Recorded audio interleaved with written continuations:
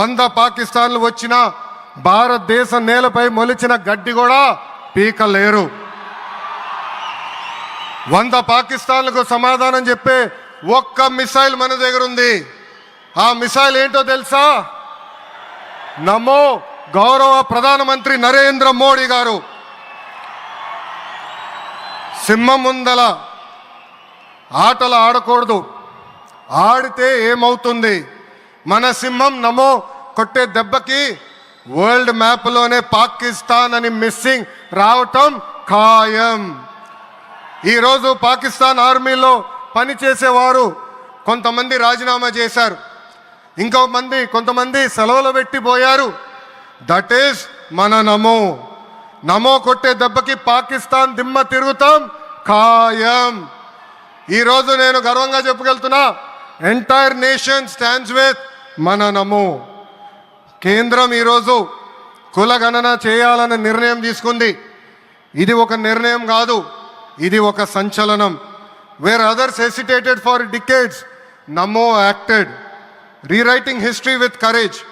True to his commitment to empower the marginalized and deprived, Namo's bold stroke will deliver social justice in its truest form.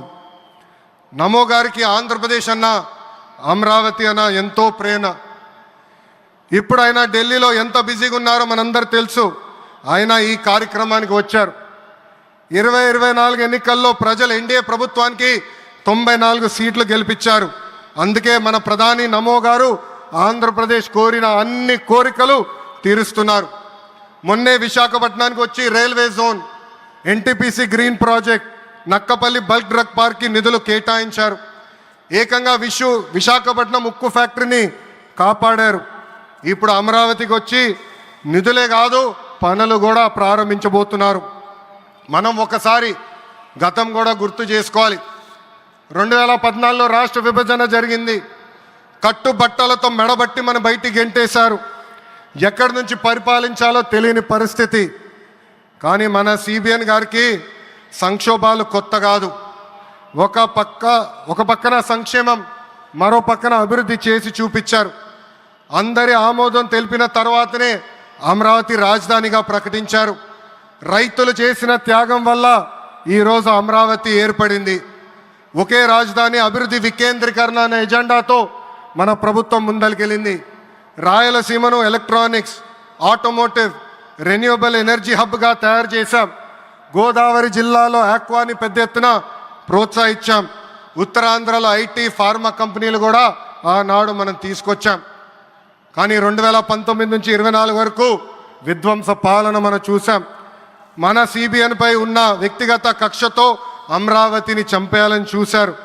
ఒక్క ఇటుక కూడా పెట్టకుండా 3 రాజధానులంటూ 5 సంవత్సరాలు గడిపేశారు. 8 ఏళ్ల పిల్లోడి దగ్గర నుంచి 80 సంవత్సరాల వృద్ధుడి వరకు జై అమరావతి అంటూ జెండా బతుకుని రోడ్డు పైకి వచ్చి ధర్నాలు చేస్తాం, పోరాటాలు చేస్తాం మనందరం చూసాం. జై అమరావతి అన్నందుకు రైతులకి సంఖ్యలేశారు. జై అమరావతి అన్నందుకు మహిళా రైతుల్ని పోలీస్ బూటులతో తన్నిచ్చారు. జై అమరావతి అన్నందుకు రైతుల్ని ఏకంగా పెయిడ్ ఆర్టిస్టులు అన్నారు. ఎన్ని అరాచకాలు చేసినా అమరావతి రైతులు తగ్గేదే లేదన్నారు. 1631 రోజుల పాటు అమరావతి ఉద్యమం కొనసాగింది. 2070 మంది రైతులు చనిపోయారు. సుమారుగా 3000 మంది రైతుల పైన ఆనాటి ప్రభుత్వం దొంగ కేసులు పెట్టింది. ఎన్ని కుట్రలు చేసినా జై అమరావతి అన్న నినాదం ఆపలేకపోయారు. అయినా ఆపేదానికి, పీకేదానికి అమరావతి ఎవరో ఇంట్లో పెంచుకున్న మొక్క కాదు, జనం గుండెల్లో దాచుకున్న ప్రజా రాజధాని. అమరావతికి శంకుస్థాపన చేసింది ఎవరు? మన నమో. మన నమో శంకుస్థాపన చేసిన అమరావతి ఆపే దమ్ము ఎవరికి లేదు. 1631 రోజుల పాటు పోరాడి అమరావతిని నిలబెట్టిన రైతులకి నేను ఈరోజు శిరస్సు వంచి నమస్కరిస్తున్నాను. ప్రధాని నమో గారి చేతి మీదుగా అమరావతి పనులు తిరిగి ప్రారంభం అవుతున్నాయి. ఇంకా అమరావతి అన్స్టాపబుల్. అభివృద్ధి, వికేంద్రీకరణ అంతే స్పీడ్గా జరిగిపోతుంది. Polavaram, Visakha steel plant, Bhogapuram airport, Prakasam జిల్లాలో CBG plant, Kurnool high court bench, ఇలా అన్ని కార్యక్రమాలు జెట్ స్పీడ్తో జరుగుతాయి. ప్రజాప్రభుత్వం ఏర్పడిన 10 నెలల్లోనే 8 లక్షల కోట్ల పెట్టుబడితో వాటి ద్వారా 5 లక్షల మందికి ఉద్యోగాల అవకాశాలు కల్పించడానికి అనేక నిర్ణయాలు మేము తీసుకున్నాం, ఒప్పందాలు కుదిరించుకున్నాం. అంతేకాదు 16,347 పోస్టులతో మెగా డిఎస్సి నోటిఫికేషన్ కూడా ఇచ్చాం. 5 ఏళ్ళలో ప్రైవేట్ రంగంలో 20 లక్షల ఉద్యోగాలు కల్పించాలని ఒకే ఒక లక్ష్యంతో ఈ ప్రజాప్రభుత్వం పనిచేస్తుంది.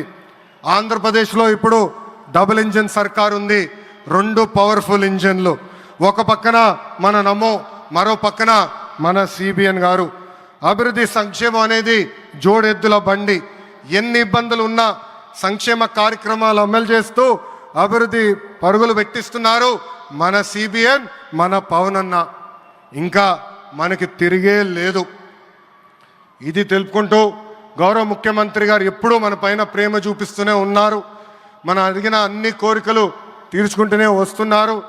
నాకు తెలిసినంత వరకు ఏ రాష్ట్రాన్ని కూడా గౌరవ ప్రధానమంత్రి గారు ఇన్నిసార్లు వెళ్ళింది లేదు. దానికి నేను హృదయపూర్వక ధన్యవాదాలు తెలుపుకుంటూ జై అమరావతి, జై అమరావతి, జై అమరావతి, జై ఆంధ్రప్రదేశ్, జై ఆంధ్రప్రదేశ్, జై ఆంధ్రప్రదేశ్. నరేంద్ర మోడీ గారి నాయకత్వం, నరేంద్ర మోడీ గారి నాయకత్వం, చంద్రబాబు నాయుడు గారి నాయకత్వం, పవన్ అన్న నాయకత్వం. జై హింద్. అద్భుతం. ఒక ఉత్తేజపూర్వకమైనటువంటి ప్రసంగాన్ని అందించారు శ్రీ లోకేష్ గారు. ధన్యవాదాలు. ఇక తదుపరి తెలుగువారి గుండెల్లో, ఆంధ్రుల హృదయాల్లో చిరస్థాయిగా నిలిచిపోయేటువంటి ఒక నాయకుడు, ప్రజల గొంతుక శ్రీ పవన్ కళ్యాణ్ గారు. వారిలో ఉండేటువంటి స్ఫూర్తి, ప్రజల పట్ల ఉండేటువంటి భక్తి, సమాజంలో మార్పు తేవాలన్న తపన అమోఘం, అద్వితీయం.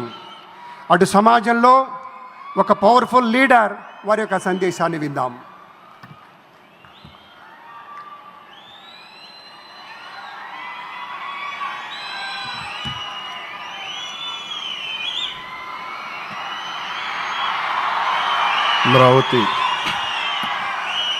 అమరావతి పునఃప్రారంభం సందర్భంగా 34,000 ఎకరాలు ఇచ్చి 29,000 పైచిలకు రైతులు